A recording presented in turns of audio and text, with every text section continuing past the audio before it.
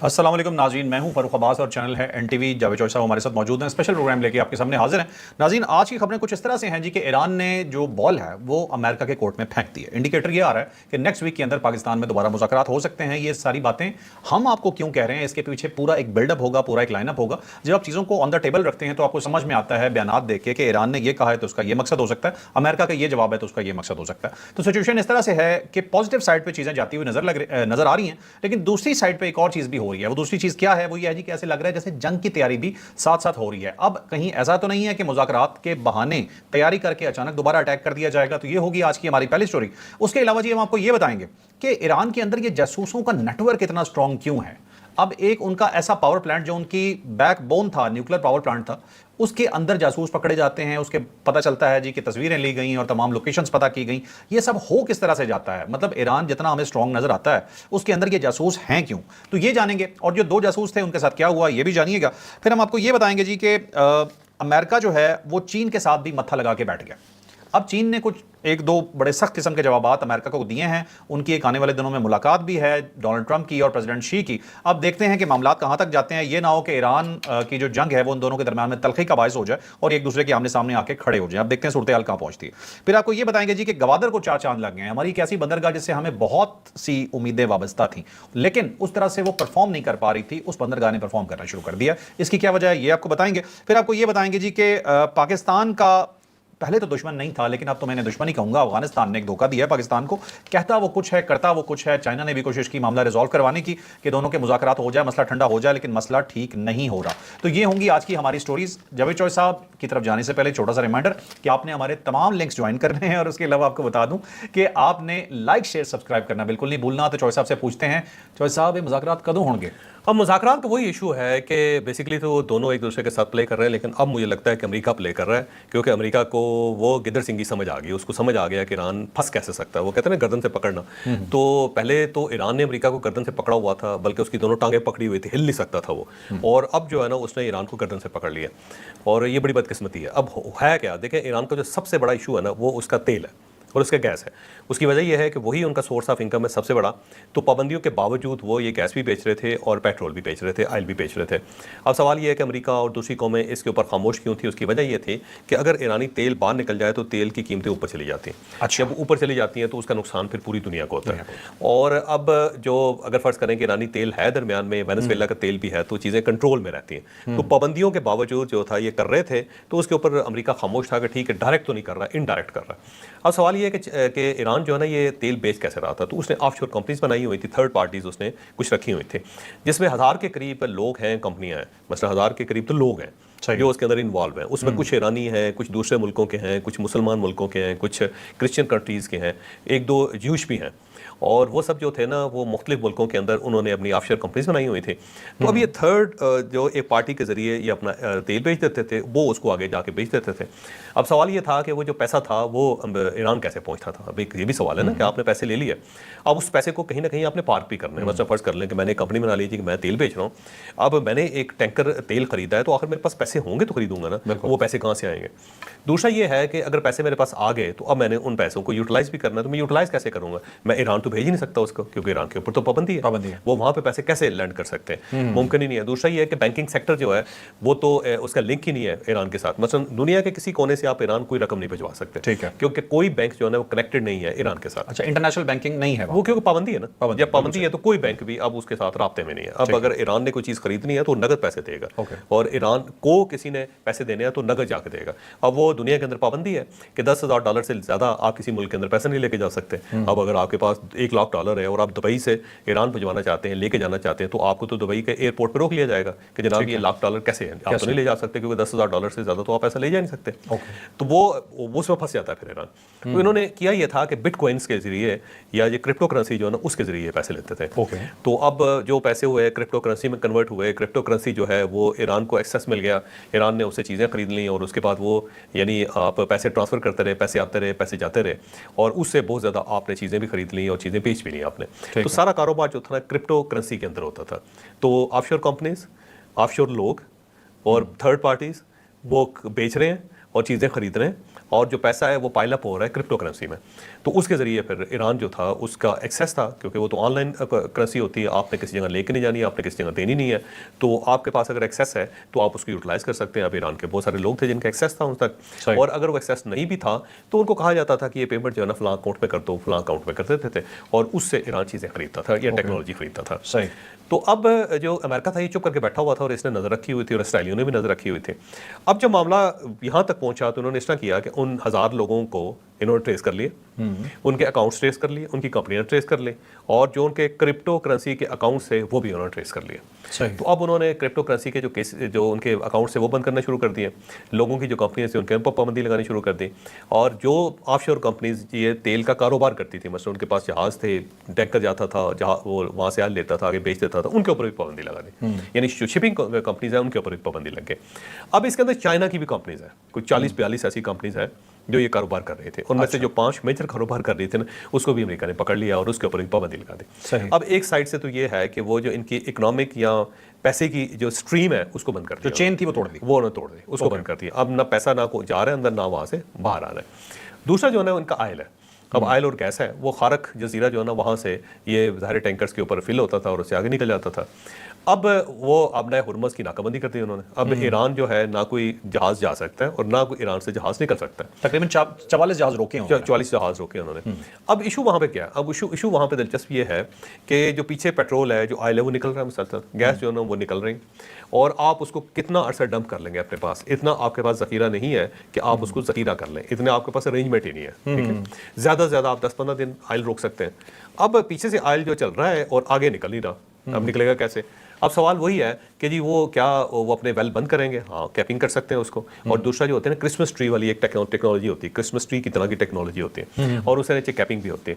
تو آپ کو پاس اب 2 آپشن ہے کہ آپ اس کو روکیں, اور دوسرا یہ ہے کہ آپ اس کی کیپنگ کریں. مثلا یہ کویت کے اندر جب آگ لگائی تھی, صدام حسین نے جب کویت کے اوپر حملہ کیا تھا تو اس نے جو وہاں پہ ویل تھے ان کو آگ لگا دی تھی, اور جب آگ لگائی تو پھر اس کی کیپنگ کرنی پڑی. کیپنگ جب کر دی گئی تو وہ سارے آئل جو ہے نا ضائع ہو گیا سارا, وہ دوبارہ اس کو ایکسپلور ہی نہیں کر سکے, نکال ہی نہیں سکے.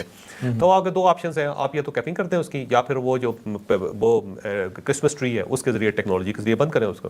تو جب آپ بند کرتے ہیں ایک بار ویل تو پھر پانی اوپر آ جاتا ہے. اچھا, اب جب پانی اوپر آتا ہے تو اس کے بعد وہ جو کنویں ہیں خراب ہو جاتے ہیں, تو ان کو دوبارہ ڈرل کرنا پڑتا ہے, جو ایک لینتھی پروسیجر ہے. تو اب وہاں پہ آپ پھنس گئے جا کے ایرانی, کیونکہ اگر وہ نکالتے ہیں آئل تو لے کے کدھر جائیں گے, اور اگر وہ نہیں نکالتے تو اس کو بند کرنا پڑے گا.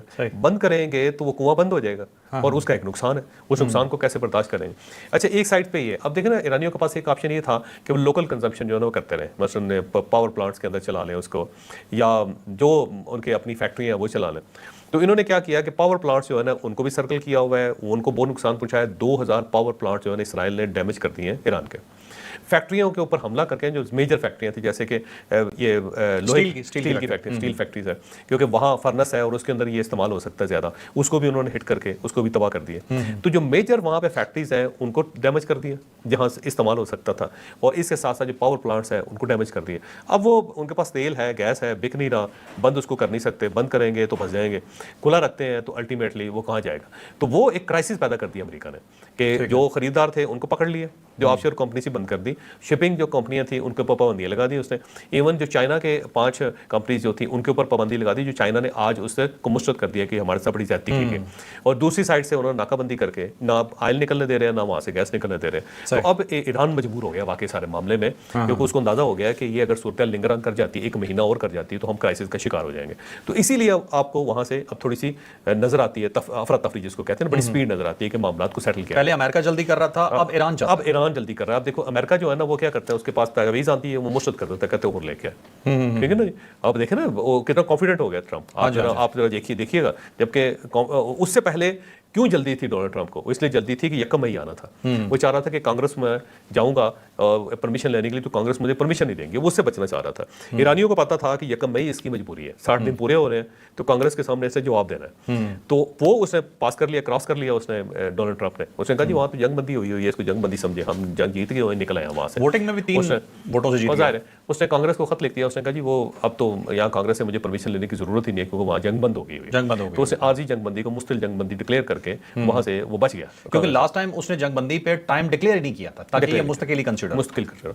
अब उसका प्रॉब्लम उसके अंदर ये आ रहा है कि इस साइड से तो निकल गया वो कांग्रेस से है, और उस साइड से अब यहाँ पे अमेरिका कॉन्फिडेंट हो गया, ट्रंप कॉन्फिडेंट हो गया, और उस साइड से ईरानी फंस गए। अब ईरानी जो है ना वो तेजी दिखा रहे हैं, इसकी बैकग्राउंड ये है। तो इसी वजह से ये सारा क्राइसिस है जिसके अंदर आपको नजर आ रहा है। अब ईरानियों की तरफ से बयान आ रहे हैं, लेकिन ये ज़हन में रखें कि ईरानियों की तरफ से वो बयान नहीं आ रहे जो पहले होते थे। आज से कुछ 3, 4, 5 दिन पीछे जाए ना, एग्रेसिव बयान, अब वो थोड़े से डाउन हुए हुए बयान। उसके अंदर पहला तो ये है कि ये जो खातमुल अंबिया उनकी हेडक्वार्टर है उसका बयान है आज, और उसमें डिप्टी इंस्पेक्टर है उनके मोहम्मद जाफर असदी, कुछ इनको सरदार असदी भी कह रहे हैं। अब क्योंकि मुझे एग्जैक्ट इनके बारे में पता नहीं है, क्योंकि एग्जैक्ट इनका नाम किसी से मालूम नहीं हो रहा, जो खबरें हैं उसके अंदर 2 जगहों पे 2 मुख्तलिफ नाम है। तो उस पर उन्होंने कहा जी ईरानी अफवाज तैयार है, नए सिरे से तसादम का इम्कान हमारा मौजूद है अमेरिका के साथ, और ये शवाही साबित करते हैं कि अमेरिका किसी वादे की पासदारी नहीं करता। तो ये बयान उन्होंने दिया, और ये बयान तो ज़ाहिर पुराना है, और इस टाइप के बयान तो ईरान देता रहा है, बल्कि पूरी दुनिया देती है कि जी अपने वादे का ख्याल नहीं करते ईरानी अमेरिका। साहब हमने एक चीज़ यहाँ पे ये दिखानी है कि एक ही दिन के अंदर मुख्तलिफ किस्म के बयान आते हैं, राइट भी मार रहे हैं, लेफ्ट भी मार रहे हैं, दोनों कर रहे हैं। सारे ना पासदारान के बयान कुछ होते हैं, जो गवर्नमेंट है सियासी क़यादत के, जो पॉलिटिकल गवर्नमेंट है उसके बयान कुछ होते हैं, फ़र्क है। अब दूसरा जो है ना बयान, वो एक वॉल स्ट्रीट जर्नल की स्टोरी है, जो उसने कंफर्म कर दी कि जो कल हमने खबर दी थी कि ईरान ने अपनी शराइत नरम कर दी हैं, और उसने 2 अब शराइत पेश की हैं। एक शर्त तो उसकी ये है कि जनाब अगर आप हमला रोकने की ज़मानत दें कि ये जंग बंदी मुस्तकिल है, और दूसरी नाकाबंदी ख़त्म करने का आप ऐलान करें, तो हम उसके आबनाए हुर्मस के ऊपर बात करने के लिए तैयार हैं आपके साथ, उसको खोलने के लिए हम तैयार हैं। तो एक तो उन्होंने सेट बना दिया ये। दूसरा सेट उन्होंने बताया कि अगर आप हमारे ऊपर पाबंदियां नरम कर दें तो हम जो जोहरी इशू है उसके ऊपर भी बात करने के लिए तैयार हैं, हम न्यूक्लियर के ऊपर भी बात करने के लिए तैयार हैं। इससे ज़्यादा नरम जो है ना और नहीं हो सकता। और ये लेकिन मसला ये है कि इसी चीज़ के ऊपर तो पहले यहाँ पे 11 अप्रैल को मुज़ाकरात हुए हैं, इन्हीं चीज़ों के ऊपर हुए हैं, इसके अलावा तो कोई चीज़ थी नहीं। तो इसका मतलब है फिर आप वापस उसी जगह पे आ गए जहाँ से आप चले, बैक टू स्क्वायर वन, वहीं आगे खड़े हो गए ना। अब यहाँ पे सारी गलती ईरान की अपनी है, तो मौका ज़ाया करती है, मौका ज़ाया कर दिया। दूसरा ये है कि ये हमारी खबर कंफर्म किया वॉल स्ट्रीट जर्नल ने कि अगले हफ्ते जो है बातचीत हो सकती है इस्लामाबाद के अंदर, लेकिन अभी क्योंकि क्लियर नहीं है कोई चीज़ भी, इतनी मरतबा ये कब स्लिप हुआ है होंठों के करीब से जाके कि अब किसी बात के ऊपर कुछ कहा नहीं जा सकता। हमें लगता था हमने तो इधर पुलिस के ऊपर इतना खर्च कर दिया हुआ था। हमें लगता था आज रात मुज़ाकरात स्टार्ट हो रहे हैं। आपको याद होगा एक रात थी ऐसी कि हमने कहा था कि ईरान पहुंच जाएगा, ये निकल पड़े हैं और ये सुबह पहुंच जाएंगे, और कल सुबह जब हम उठेंगे तो मुज़ाकरात हो रहे होंगे, लेकिन वो एन वक्त पे सब कुछ खत्म हो गया, वक्त पे खत्म हो गया। लेकिन अब जो सब लग रहा है कि शायद हो जाए। हाँ, अब ये है कि अब अगर अमेरिका ने अकड़ ना दिखाई ना, अमेरिका का कि तुमने मुझे पहले तंग किया था तो मैं कर, अमेरिका की तरफ से है चांस इसका। मैं आगे चल के आपको ये बताता हूँ कि कैसे चांस है। एक तो और एक खबर देख लें, फिर उसके बाद मैं बताता हूँ कि अमेरिकन के अंदर से क्या चांस है। एक तो ये है कि जो इनके नायब वज़ीर ख़ारजा है, उनका नाम है काज़म करीब आबादी, उन्होंने कहा है कि ईरान ने नई तजावीज़ पाकिस्तान के हवाले कर दी है, फैसला अमेरिका के हाथ में है, वो सफारतकारी चाहता है या कशीदगी में इजाफा चाहता है। ठीक है, अब ये ज़ाहिर फैसला तो वाकई अमेरिका नहीं करना है, अब इसके अलावा तो कोई ऑप्शन ही कोई नहीं है। दूसरा उन्होंने कहा, इन्होंने बेसिकली गैर मुल्की सफारतकारों को ब्रीफिंग दी है वहाँ तेहरान में, और दूसरा वो कहते हैं कि तजावीज़ का मकसद ये है कि जंग को मुस्तकिल तौर पर ख़त्म किया जाए, और ईरान जो है दोनों किस्म की सूरत हाल के लिए तैयार है। अब यहाँ पर ना एक कैच है, कैच ये है कि डोनाल्ड ट्रंप ने मुलाकात करनी है जाके प्रेसिडेंट शी से, चाइना में, और ये 14-15 को मई को ये मीटिंग है, और इस मीटिंग को बहुत पहले से शेड्यूल किया गया था, और ये दुनिया की बड़ी अहम मीटिंग है। अब डोनाल्ड ट्रंप उससे पहले इस मामले को निपेड़ना चाहता था, ऐसे ही ना, और वो चाहता था कि अपने हुर्मज़ के ऊपर कब्जा करके, खारक जजीरे पर कब्जा करके, ईरान का जो तेल है उसके ऊपर कब्जा करके, तो एक स्ट्रेंथ के साथ जाए वहाँ पे चाइना के पास, और उनसे कहें कि आप जो तेल खरीदें उसमें 35% तेल तो मेरे पास है, तो मेरे साथ आपको डील करनी पड़ेगी। ठीक है, ऐसा तो नहीं होगा कि आप जाएं और जाके आपको तेल आपको फ्री मिलता रहे, यहाँ तो सस्ता मिलता रहे, सस्ता सुस्ता हमने को नहीं देना, आपने मेरे साथ बात करनी है, क्योंकि ईरान का तेल अब मेरे पास है। वो यही चाहता था कि 35% ईरान से तेल जो है उनको मिल रहा था चाइना को। अब मुझे लगता है कि डोनाल्ड ट्रंप के पास एक और डील है, और वो डील ये है वेनेजुएला का तेल, क्योंकि अब वेनेजुएला का जो तेल है वो अमेरिकन कंपनियों के पास है, और उसने यहाँ पे आबनाए हुर्मज़ से नाकाबंदी की हुई है, चाइना का कोई जहाज जाने नहीं दे रहा, तो वो प्रेसिडेंट शी के सामने जाके कह सकता है कि देखें ये तो हमने रोक लिया उधर से, अब ईरान का तेल हमने बिकने को ही नहीं देना, तो हम आपको डील देते हैं कि उससे सस्ता तेल हम आपको वेनेजुएला से दे देते हैं। ठीक है, तो आप वो 35% अपनी जो नीड है वो वेनेजुएला के तेल से पूरी कर लें, और ईरान से भी सस्ता देते हैं हम आपको। ठीक है, और वो चाइना के लिए बड़ी अच्छी सूरत है। लेकिन जो साहब फ्रेड इतना पड़ जाएगा कि चीन को अफोर्ड करना मुश्किल हो जाएगा, दूर बहुत है। एक तो वो वैसे सस्ता है, अमेरिकन तेल जो है ना वो ब्रेंट से सस्ता है, ब्रेंट से सस्ता है, वो उसके अंदर आप ये समझो 10% तो वैसे फर्क पड़ जाता है वो। अच्छा, दूसरा ये है कि वहाँ से भी चाइना ले सकता है उसको, कोई ऐसा मसला नहीं, फ्रेट का इशू है, लेकिन अगर थोड़ा सा रेट और मजीद कम कर देता है वो इसको, एक फेवर देता है उसको, तो चाइना को सस्ता पड़ जाएगा। इंटरनेशनल मार्केट रेट से سے ہٹ کے وہ پھر دے گا. تب پھر کچھ نہ کچھ کرے گا نا اس کو, یا سبسڈی کر دیں گے ان کو, یا ڈیفر پیمنٹ پہ دیں گے اس کو, یا پروڈکٹ کے بدلے پروڈکٹ. لیکن چائنا ایسا کیوں چاہے گا کہ اسے پھر ڈر تو ہوگا کہ امریکہ جب چاہے گا ہمارا تیل بند کر لے گا, اسے تو مسئلہ رہے گا. ایک خوف جو اس کو فیوچر میں ہے نا, ایک خوف تو ابھی ہے کہ تیل بند ہو گیا اس کا, ٹھیک ہے, تو وہ فیوچر کے خوف میں جائے گا یا ابھی والا خوف ختم کرے گا, وہ کہے گا وقت. لیکن اچھا چلیں, یہ بڑی کمپلیکس سچویشن ہے بزنس میں. لیکن دیکھو چائنیز بڑے ٹاپ کے بزنس مین, یہ ذہن میں رکھیں, ان کو اچھی ڈیل ملے گی وہ لے لیں گے. ابھی ویسے چائنا پہ الزام آ رہا ہے, وہ کہہ رہے ہیں کہ ایران کو جس طرح سے سپورٹ چائنا کر سکتا تھا اس طرح سے نہیں کیا چائنا. ہاں ظاہر ہے, چائنا کیوں, دیکھو کوئی ملک کیوں کرے گا کسی کو, یہ ذہن میں رکھیں آپ, کوئی ملک کیوں کرے. وہ کہہ رہے ہیں کہ ابنائے ہرمز کے معاملے پہ چائنا بہت تنگ ہے, لوگ یہ بات کر رہے ہیں, مطلب یہ خبروں میں بھی آ رہا ہے. تیل نہیں مل رہا, تیل نہیں مل رہا, اور وہ تھوڑا سا ایران سے بھی تنگ ہے. ایران سے بھی وہ خوش نہیں ہے, وہ بھی چاہتا تھا معاملہ ختم کرو. ظاہر ہے پوری دنیا ہی چاہتی تھی. ایران نے بڑی زیادتی کی ہے سارے معاملے میں آ کے نا, تو یہ جو ضد ہے نا اس کی وجہ سے بہت زیادہ کرائسس, اور اب اکیلا ہو گیا ایران. اکیلا ہو گیا. اب ایک چیز دیکھیں کہ پاکستان کے اوپر بھی ان کے کچھ لوگوں نے الزام لگانا شروع کر دیا کہ ہمیں پریشر کیوں دے رہے ہو. اس وقت یہ بات انہیں سمجھ میں نہیں آئی کہ اب جب یہ اندھے کنویں میں پھنس گئے ہیں نا, اب سامنے بند گلی نظر آ رہی ہے, امریکہ اگر بلاکڈ ختم نہیں کرتا, وہ کہتا نہیں کرتا مذاکرات میں 2 مہینے بلاکڈ جاری رکھوں گا, اس کے تو جہاز ہی کھڑے ہوئے ہیں, تو ایران کا تو فوکس نکل جائے گا. تو اس سائڈ سے اگر وینزویلا کا تیل دے دیتا اس کو چائنا کو, تو ایران کی پوزیشن بہت کمزور, مارکیٹ ختم ہو جائے گی, ایران اس کی بہت ہی کمزور ہو جائے گی پوزیشن. اس کے ساتھ ساتھ آپ دیکھیں چائنا کا جو اقوام متحدہ کے اندر مستقل مندوب ہے, انہوں نے آج خبر دی ہے کہ انہوں نے کہا جی چائنیز پریزیڈنٹ کے ساتھ میٹنگ ہو رہی ہے امریکن پریزیڈنٹ کی, تو اس کے اندر آبنائے ہرمز اور جنگ بندی جو ہے ایجنڈے میں سب سے اوپر ہے, اور ہماری جو ہے نا یہ ایمرجنسی ترجیح ہے کہ اس کے اوپر بات کرنی ہے ہم نے. ساتھ ساتھ انہوں نے کہا جی یہ 5 کمپنیوں کی, یہ چائنا کی دوسری خبر ہے کہ یہ جو 5 کمپنیوں کے خلاف پابندی لگائی ہے امریکہ نے, یہ غلط ہے اور ہم اسے مسترد کرتے ہیں. بالکل ٹھیک ہے, بالکل ٹھیک ہے. اچھا صاحب یہ نتنز کا ذرا بتا دیجیے کہ جاسوسوں کا کیا ہوا. اب 3 وہاں پہ نیوکلیئر سائٹس ہیں ایران کے اندر, ایک فردو ہے, ایک نتنز ہے, اور پھر ایک جو ہے اصفہان کے اندر. ان تینوں کے اوپر اٹیک امریکہ کرتا رہتا ہے. جون میں بھی اٹیک کیا تھا, اور اس مرتبہ بہت زیادہ اٹیک کیا, اور پھر ساتھ ساتھ اسرائیل نے بھی اٹیک کیا. تو اب نتنز جو تھا وہاں, یہ پہاڑی علاقہ ہے, میں اس سائڈ پہ گیا ہوں, تو پہاڑی علاقہ ہے اور بیابان ہے, دور دور تک کوئی درخت تک نہیں ہے وہاں پہ. اس کی وجہ ہے کہ کوئی چھپ نہ سکے. تو اب اس کے اندر ٹنلز بنی ہوئی ہیں, اور جو کچھ بھی ہے ان ٹنلز کے نیچے ہے, اور اس سے میلوں پہلے جو ہے نا فینس لگی ہوئی ہے. پھر مجھے لگتا ہے کہ وہاں پہ انہوں نے بارودی سرنگیں بھی بچھائی ہوں گی. فینس ہے, اس کے اوپر نشان لگائے ہوئے ہیں کہ آگے نہیں جانا, آپ آگے آپ کی زندگی کی ضمانت نہیں دی جا سکتی. اور اس کے بعد پھر نا اس سے آگے, اور اوپر سے کوئی بلڈنگ نظر نہیں آتی, پورے صرف پہاڑ نظر آتے ہیں. اور نتنز جو ہے نا پورا اس کا علاقہ گاؤں ہے وہاں پہ, تو وہاں پہ چھوٹے چھوٹے دیہات بھی ہیں. اور اس سے اوپر نا ایک گاؤں ہے جس کا نام ہے آبیانہ. تو آبیانہ بڑا پرانا گاؤں ہے بہت ہی, اور اس کے اندر اولڈ سیولائزیشن, کو آج سے کوئی 3,500 سال پرانی سیولائزیشن ہے. اور اس ٹائپ کے لوگ رہتے ہیں اوپر. اور وہ آبیانہ جو ہے نا, آبیانہ کا لفظ ہی وہاں سے آیا ہوا ہے. تو مجھے وہاں جانے کا بھی اتفاق ہوا. وہاں جب میں گیا تو بہت زیادہ برفباری ہو رہی تھی دسمبر میں.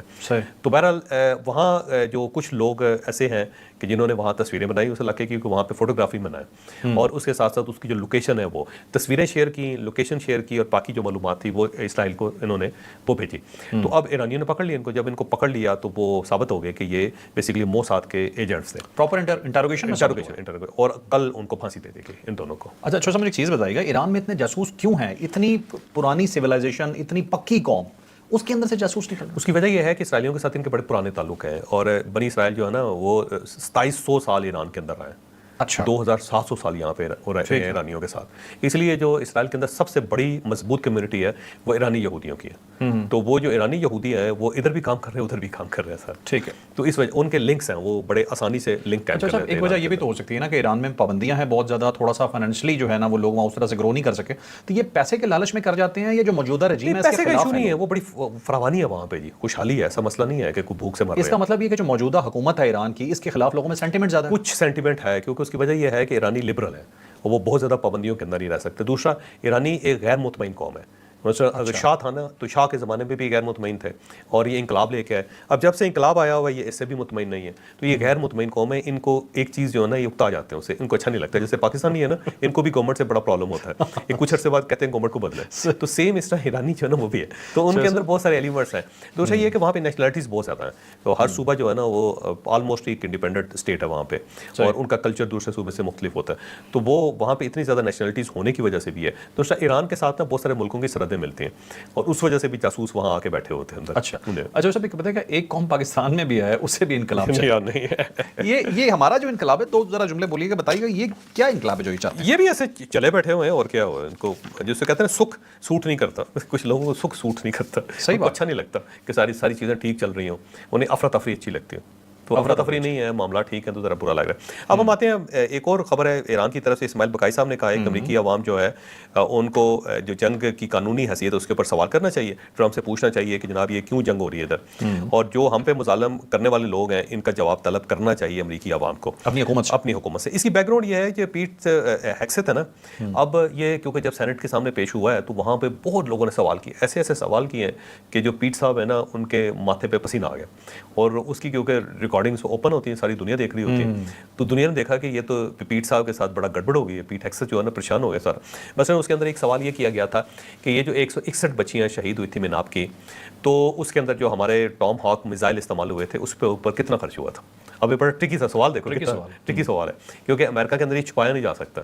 تو اب وہ پیٹ ہیگسیت نے کہا کہ میں جی اس کے اوپر پوچھ کے آپ کو بتاؤں گا. نہیں بتائیں آپ, ایسے کیوں نہیں بتاتے. جو سب سوال میں دیکھیں کیسے اسے پھنسایا ہے, ٹوسٹ ہے نا, ٹوسٹ ہے. اب بھائی یہ اگر وہ بتائے گا اتنے پیسے خرچ ہوئے تو مطلب حملہ تو تم نے کیا نا, یہ تو تم درمیان میں ویسے ہی مان گئے, واپس الٹا ہو جائے گا, پھنس جائیں گے نا. دوسرا اس نے لوگوں نے پوچھا کہ آپ یہ کہہ رہے تھے کہ ہم نے ان کے نیوکلیر پلانٹس تباہ کر دیے تھے جون میں, تو جب تباہ کر دیے تو اب کیوں حملہ کیا جا رہا ہے, اور پھر اب یہ کیوں کہہ رہے ہیں جی بم بنا رہا تھا وہ. تو اس پہ اس نے کہا جی وہ بم تو بنا رہا تھا سارا, اور ہمیں خطرہ ہے کہ وہ بم بنایا, تو ارادہ تھا اس کا.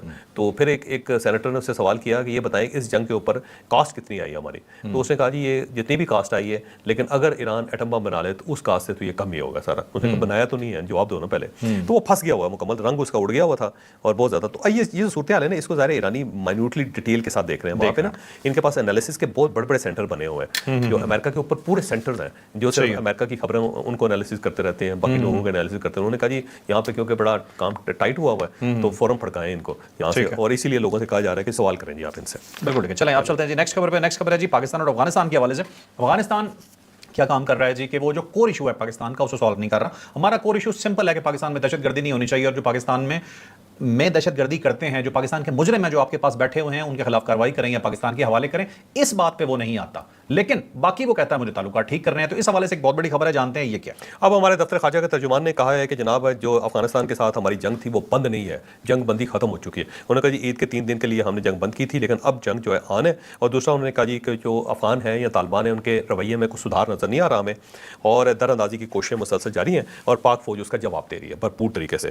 پھر انہوں نے کہا جی جب تک دہشت گردی کے اصل وجوہات نظر انداز ہوتی رہیں گی اس وقت تک یہ معاملہ جو ہے نا سیٹل نہیں ہوگا. یعنی TTP جو ہے جب تک آپ اس کو کنٹرول نہیں کریں گے اس وقت یہ امید نہیں کی جا سکتی کہ جی پاکستان اور افغانستان کے جو معاملات ہیں وہ درست ہو سکتے ہیں. تو پاکستان نے بڑا کلیئرٹی کے ساتھ کہا ہے, اور ساتھ یہ پاکستان نے یہ بھی بتایا کہ پچھلے 2 ماہ میں 52 پاکستانی شہید ہوئے ہیں افغانوں کی وجہ سے, اور 84 جو ہیں زخمی ہوئے ہیں. اور ساتھ ہی انہوں نے کہا یہ جو افغانستان بار بار پاکستان کے اوپر الزام لگا رہا ہے کہ پاکستان ان کی سویلین آبادیوں کے اوپر حملہ کر رہا ہے, یہ ٹوٹل غلط ہے.